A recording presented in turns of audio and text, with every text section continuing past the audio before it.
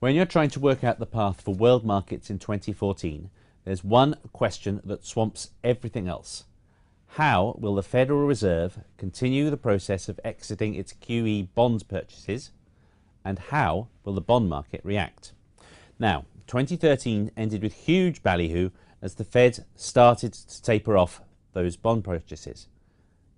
But it left a lot up in the air, and perhaps it shouldn't have come as such a surprise. I thought for some time that Ben Bernanke would want to do it before he left, to basically show that with the new chairman is not doing something radical and new in either direction, that it's fully supported by the old and the new one, and so represents continuity.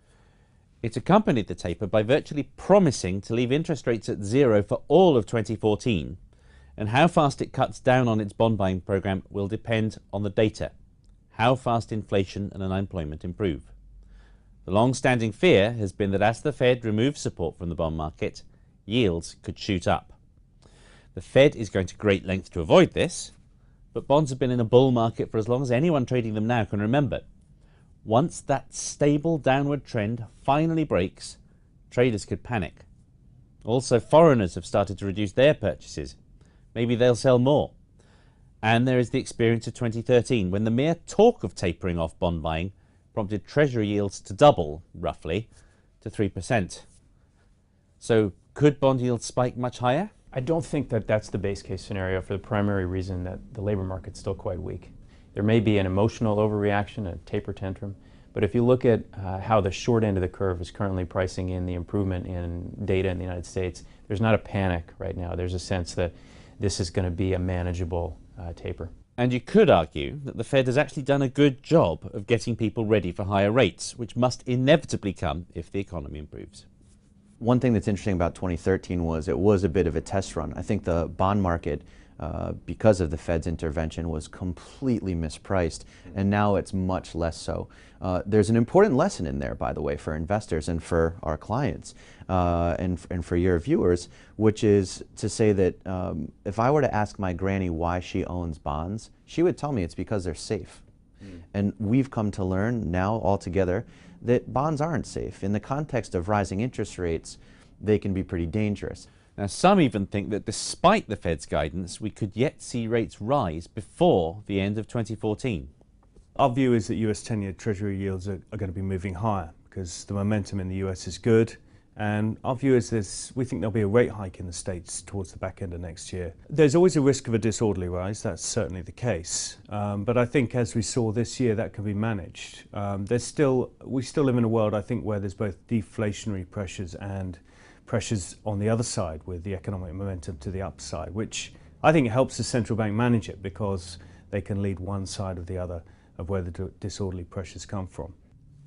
But in general, it's hard to find people forecasting a drastic bond sell-off. Almost everybody expects 10-year bond yields to end 2014 with a 3 handle, above 3 but still below 4%. That doesn't mean that it will be a smooth path, though. When we look at monetary policy, we've got to understand we're exiting the greatest monetary experiment in history. It's one where there's been this massive price-insensitive buyer, actually more than one, because there's been the Federal Reserve, foreign exchange reserve buying by overseas countries and increasingly the Bank of Japan. We're beginning to exit that. And, you know, when you have a large price-insensitive buyer every day, there's no volatility because the sellers know the buyer's going to be there. If that buyer becomes smaller in size, price volatility rises.